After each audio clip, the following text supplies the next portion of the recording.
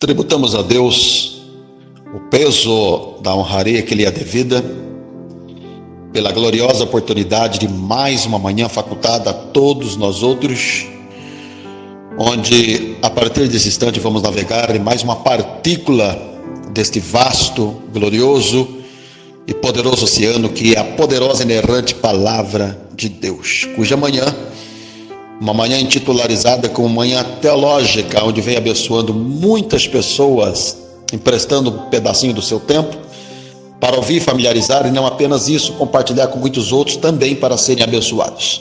Hoje estaremos nos subordinando a um tema esse, queridos, que eu irei falar aqui coisas nesse assunto, levando a todos quanto ouvirem até o final, indiscutivelmente a não serem mais o mesmo. Pode ter certeza, eu vou falar coisas aqui, eu não quero pôr medo em ninguém, tá? Relacionado a Lúcifer, o que ele vem fazendo com a música, alguns artistas que têm pacto relacionado a músicas sujas, né, pornográfica, algumas experiências que tive, vou falar de ritmo, algumas situações, o rock, tá? O lado satânico, satanismo, símbolo, algumas coisas pesadas eu vou estar revelando nesse assunto de hoje aqui, cujo assunto eu vou me subordinar ao tema falando sobre louvor, único ministério eterno, ok? Para tanto eu vou tomar em mãos o exemplar da Bíblia Sagrada e vamos para uma apreciação da mesma, pegando aqui dois textos, Salmo 96 e 9, depois Salmo 150, verso 6, ok? Salmo 96 e 9. A Bíblia diz assim: adorai ao Senhor na beleza da santidade, tremei diante dele todos os moradores da terra, todos, desde o preto, branco, alto, baixo, sábio, ignorante, bonito, feio, homem, mulher, o velho, a criança, governado como governador, todos adorem, louvem, glorifiquem, celebrem ao Senhor na beleza da santidade. Tremei diante dele todos os moradores da terra. Agora vamos para o Salmo 150, verso 6. A Bíblia diz: tudo quanto tem fôlego, louvem ao Senhor. Louvai ao Senhor. Queridos, para eu chegar a falar exatamente o que eu vou falar, onde não tenho por objetivo assustar ninguém, mas são verdades pelas quais temos que falar, eu vou ter que pegar um pouco antes e preparar vocês relacionado ao assunto, pela qual será de um peso de grande edificação espiritual, beleza? Ok. Inicialmente devo dizer a todos vocês que às vezes eu tenho observado algumas pessoas que ao subir no altar, às vezes vai dar uma palavra, uma saudação, pregar, e utilizam em dizer: meus amados, abra aí a Bíblia no livro de Salmo, capítulo. Meu querido, Salmo não é capítulo. Eu vou deixar uma dica aqui, beleza? Já que é uma manhã teológica, né? Eu quero que vocês entendam que o sol quando vem para todos, a chuva quando vem para todos. Aquilo que Deus me fez sabedor, eu não vou guardar comigo. Nós temos como objetividade instruir as pessoas através dessas manhãs. Então, Salmo não é capítulo. Não, pastor, não. Por quê? Porque o livro de Salmos, ele é um livro de cânticos, né? O livro de Salmos é uma coletânea de cânticos presente, né, na Bíblia hebraica, ok? Há quem diga também que Davi foi o escritor de Salmos, lembrando aqui, colocando uma ressalva, que não foi apenas Davi. Na maioria dos salmos, sim, composto por Davi, mas também salmos compostos por Moisés, por Salomão, né? Tem os salmos compostos pelos filhos de Corá, os filhos de Asaf, Etã, e inclusive muitos salmos onde não sabemos sobre o autor, ok?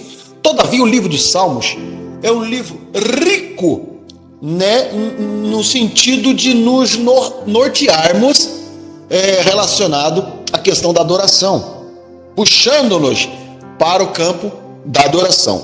Então, se eu abrir um parênteses aqui para uma pergunta, para uma interrogativa sobre o que seria adoração, gente, não vá fazer confusão em dizer que a adoração se limita apenas em cair, levantar, pular, bailar, nada disso.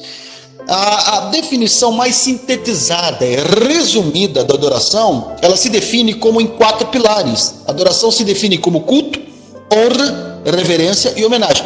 Não é exatamente sobre esse assunto da adoração que eu vou entrar, porque eu tenho um tema da Manhã Teológica, que você pode procurar, né, que você vai ver lá, da Manhã Teológica, falando somente sobre adoração, beleza? Então não é sobre exatamente isso que eu vou falar, mas eu vou entrar por aqui para chegar ao alvo desejado, beleza? Então é culto, honra, reverência e homenagem. Então, para a gente entender um pouco mais isso, nós temos que entender também que existem 4 etapas do desenvolvimento da adoração.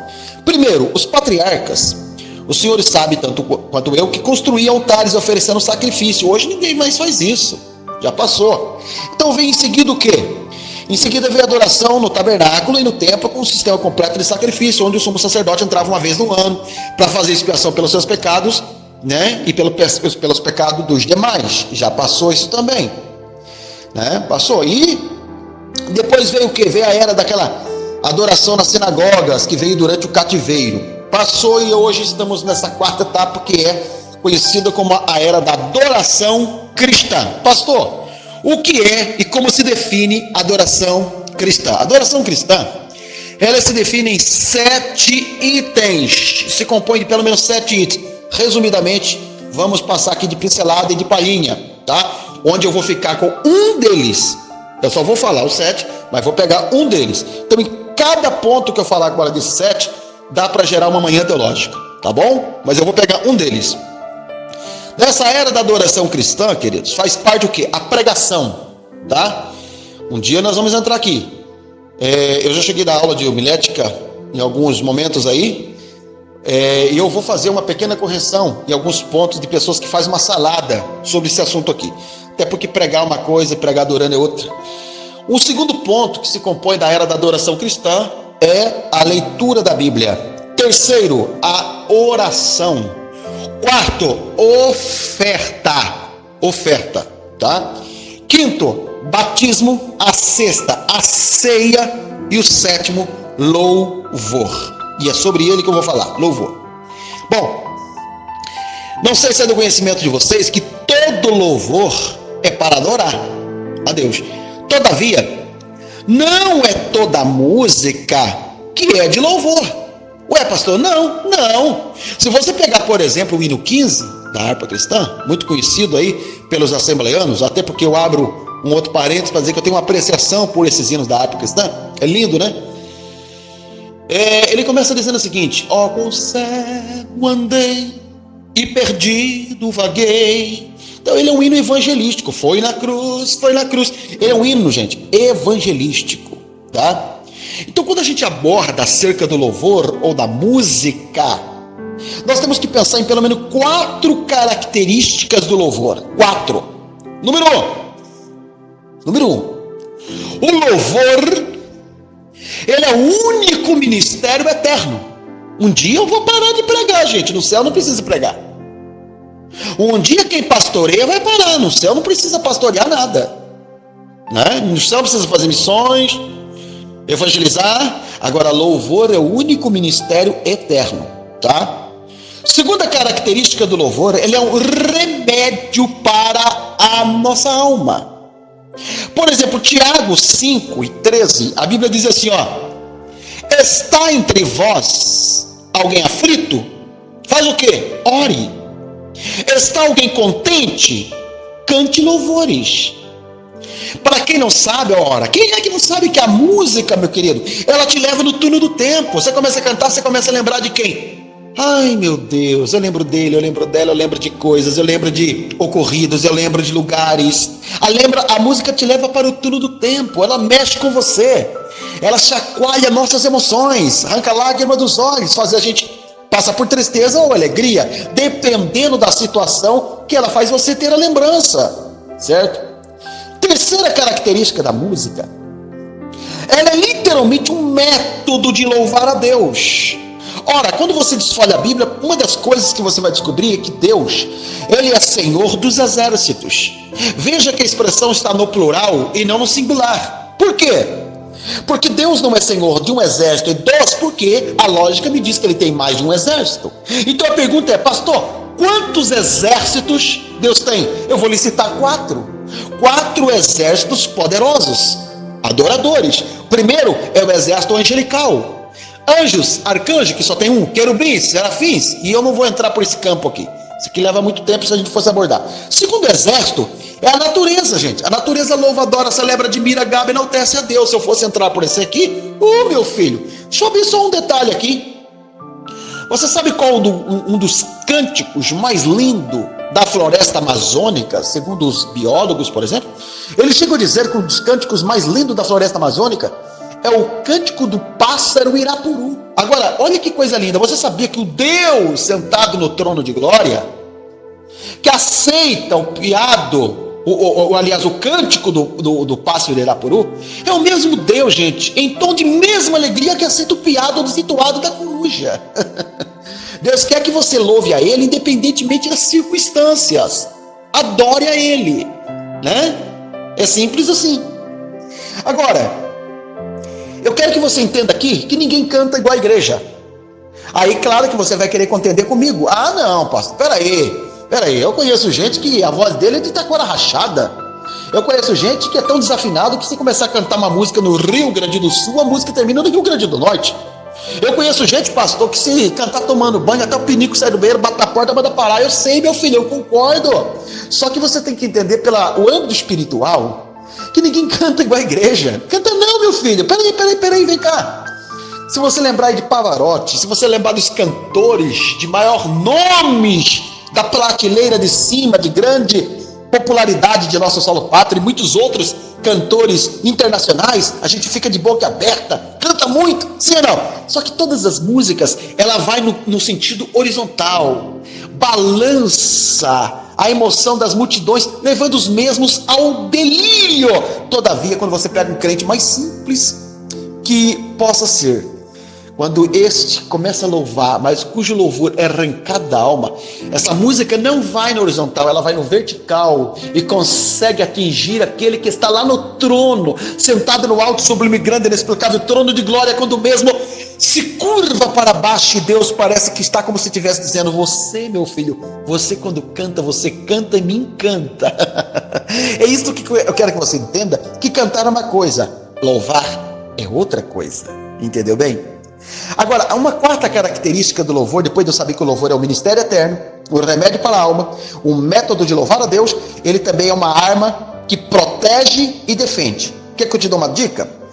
A Bíblia diz que quando o rei Josafá familiariza com uma notícia que vem como impacto para sua alma, acerca de um exército que vem como areia do mar, para os exterminar, ele recebe uma instrução por intermédio, né, de uma pessoa pela qual Deus utiliza para o instruir acerca do que o mesmo deveria fazer. Faça o seguinte, a coisa mais simples que você possa imaginar: ele começa a pregoar o jejum e, da medida que ele é instruído por Deus, ele faz exatamente o quê? Para combater os que vinha para exterminar o exército de rei Josafá, ele simplesmente coloca os cantores na frente.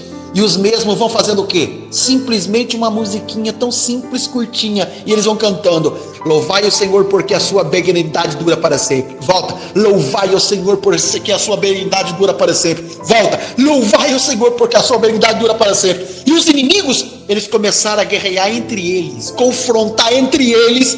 E rei Josafá saiu vencedor. Entendeu o poder do louvor, querido? Não obstante isso, dá para lembrar de Paulo e Silas, quando entraram e na Filipos, a cidade ali foi uma das primeiras cidades da Europa evangelizada por Paulo, acompanhado de Silas. Meu querido, depois de repreender o demônio da adivinhação no corpo de uma jovem que arremessava um peso de lucratividade para a cidade, a revolta veio. Não vou ter tempo de falar 7 coisas que acontecem com Paulo e Silas, mas agora estão presos, a Bíblia diz, perto da meia-noite. Atos 16, 25, tá? Começaram a louvar a Deus, orar e louvar. E Deus proporciona um grande terremoto e as cadeias se arrebentaram, querido. Tá?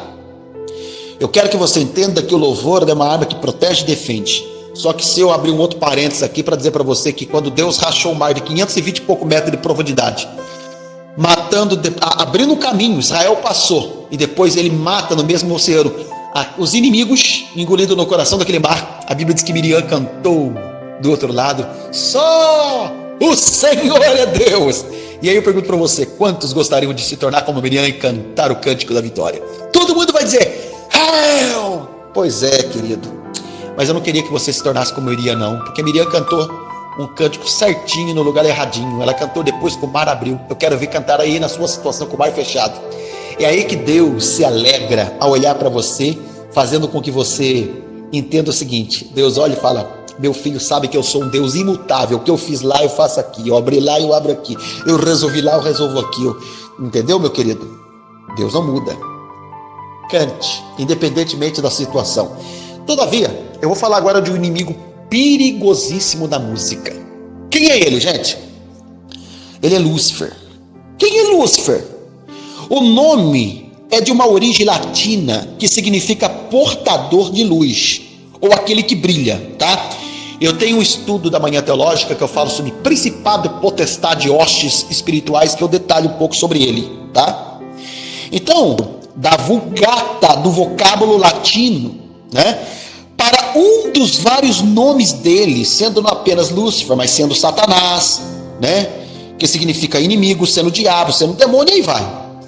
Então, no caso de Lúcifer, antes de ser expulso do céu, tá? Conforme ele, Isaías 14:12, quem era ele? Um querubim ungido, de um brilho, de uma luminosidade, que tinha conexão diretamente com a área musical, tá? Ele foi expulso, né? Na medida que ele quer tomar aquilo que Deus não dá, não divide, não empresta para ninguém, que é a sua glória, sua soberania. Agora vamos pensar exatamente hoje. Quem é esse inimigo, gente? Lúcifer, ele ataca diretamente a música, por saber o quê? Que é um único ministério eterno, que é um remédio para a alma, e a Bíblia diz em João 10:10 que ele veio para matar, roubar e destruir, né? Se é um método de louvar a Deus, não tenha dúvida que ele vai tentar destroçar isso. Se é uma arma que protege e defende, ele vai desarmar você, ele vai tentar fazer de tudo para fazer você perder a guerra, atacando exatamente o que ele vem atacando, que é a área musical. E eu vou começar por aqui, sem tapar o sol com a peneira e sem precisar espiritualizar o que eu vou começar a falar daqui para frente agora, tá? Eu não posso me tornar psicótico, neurótico e doente emocional para espiritualizar tudo. Quantos aí não se lembra de músicas lindas, belas, bonitas, que eram músicas na boca, por exemplo, de Roberto Carlos, na música, por exemplo, de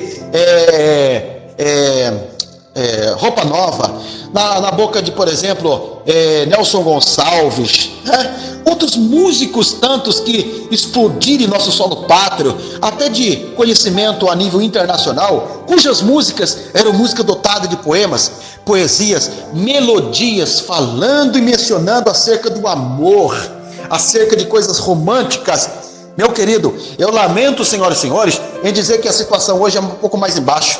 Um camarada tem a coragem de encher essa caixa cefálica, essa faculdade mental, de tudo quanto é pornografia, promiscuidade e imoralidade. Arranca da mente, joga no papel e dá uma nota musical. E são o quê hoje, querido? São o quê?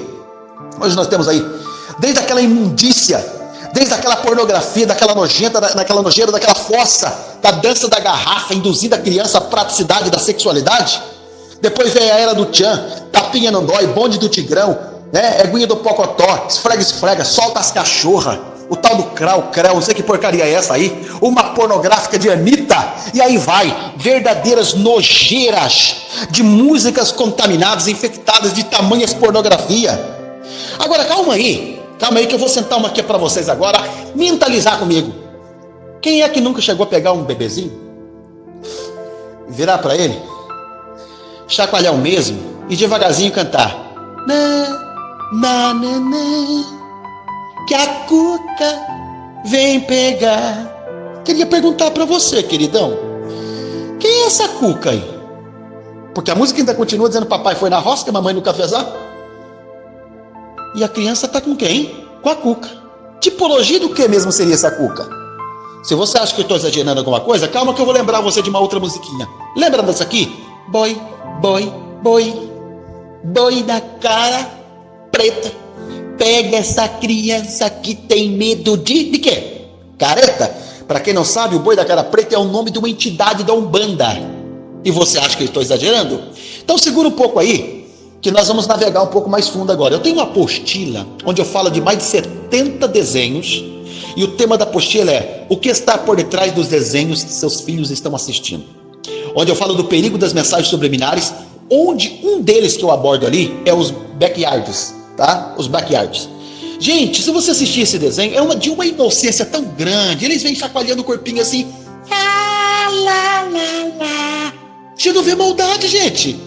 Só que na apostila, na antepenúltima página, eu faço uma revelação de 2 músicas satânicas que invocam o diabo dentro da sua casa sem que você perceba, tá? Olha, eu vou falar aqui de uma moça. Sei que muita gente vai se assustar. A Xuxa, por exemplo. Uma vez uma pessoa falou: pastor, mas eu não tenho medo. Meu filho, mente no céu para ser espiritual, mas o pé no chão para falar. Eu vi e ser guiado pela voz da racionalidade. Segundo um dos maiores bruxos, tá? Que por sua vez prestou muito serviço para a Globo, que é essa rede de esgoto de televisão. Hoje ele é um ex-bruxo, na verdade. Chegou a expressar o seguinte: que Xuxa, com 3 pactos, sendo literalmente proibida a mencionar o nome de Jesus. Claro que alguém vai dizer: ah, pastor, mas ela fala o cara lá de cima. E quem disse para você que essa igreja adora o cara lá de cima? Você tá maluco, meu irmão? Tá maluco, minha amiga? A igreja adora, louva, celebra, admira, gabe, enaltece e presta adoração àquele pela qual está acima do cara lá de cima. Entendeu bem? Se você quer saber um pouco mais disso aí, é só procurar lá da Manhã Teológica sobre principado, potestade, óssea, e vai entender o que eu estou dizendo aqui. Entendeu?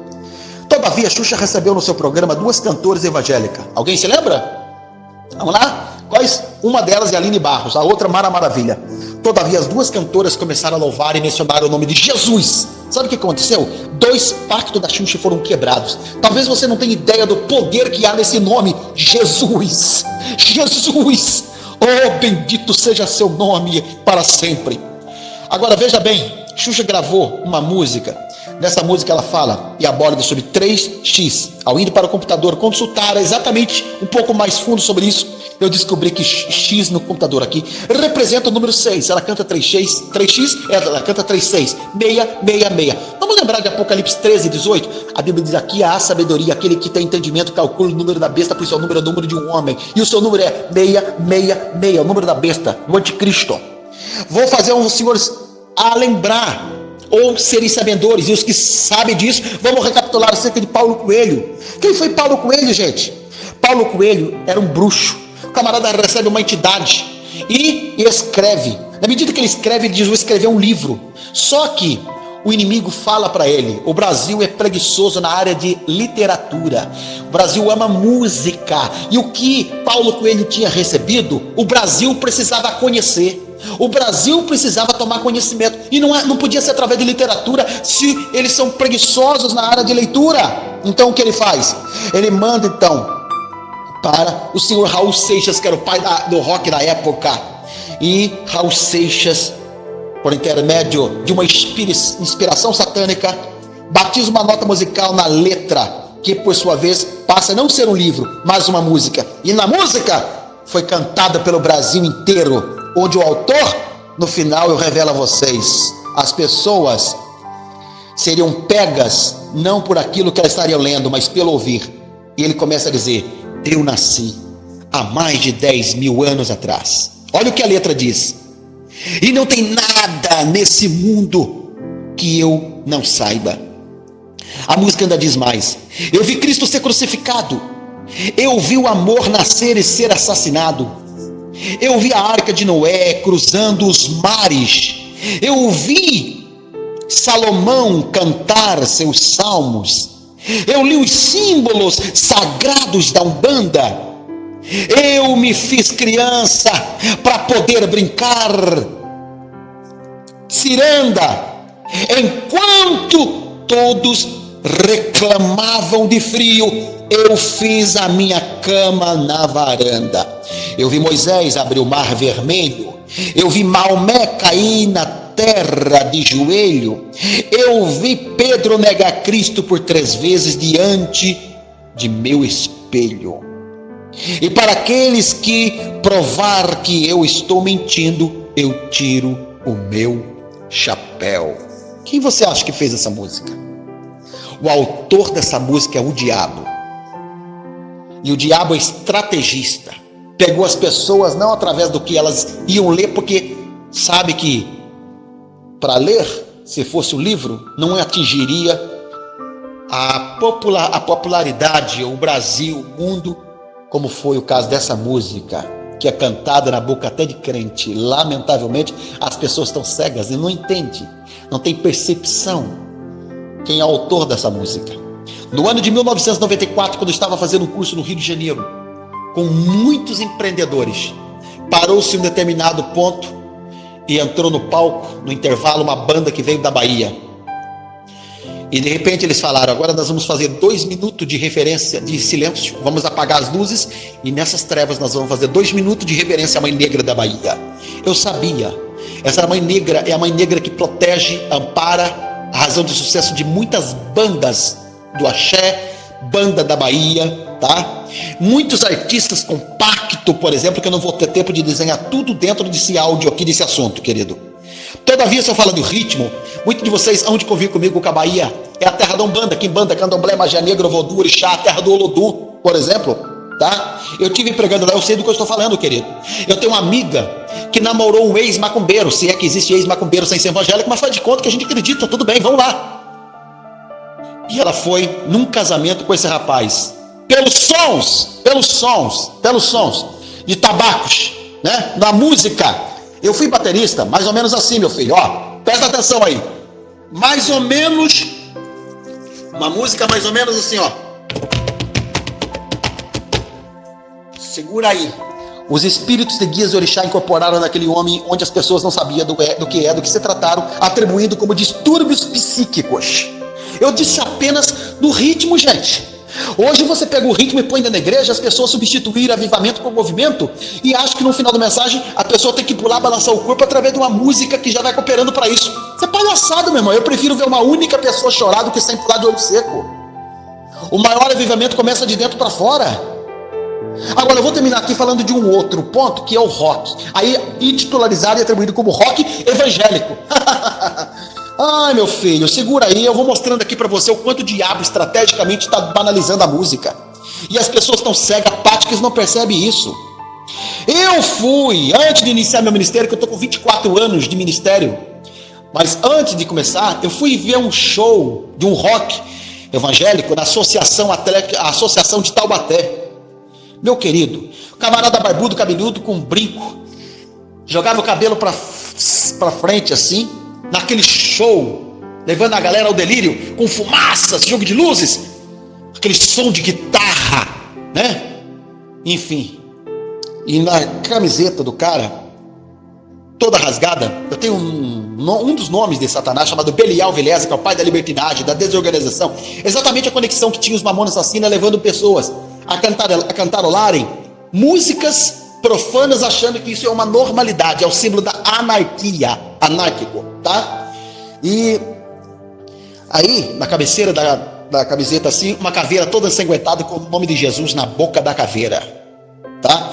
Tá aí, para quem não sabe, a comunidade Zadok, pai de 500 bandas de rock, mãe de 500 bandas de rock metaleira pelo país, onde o seu pastor presidente, quando foi no Jô Soares, quem é o cara? Cabeludo, barbudo, de brinco, piercing tatuado no pé à cabeça, dizendo que Jesus é um cara legal. Se você consultar bem o Rock in Rio, uma conexão com o satanismo de forma pesada. Eu vi, está na internet, uma banda que foi possuída pelo mal, ao ponto de o camarada e as pessoas não perceberem. Vocês não têm ideia quem está aqui.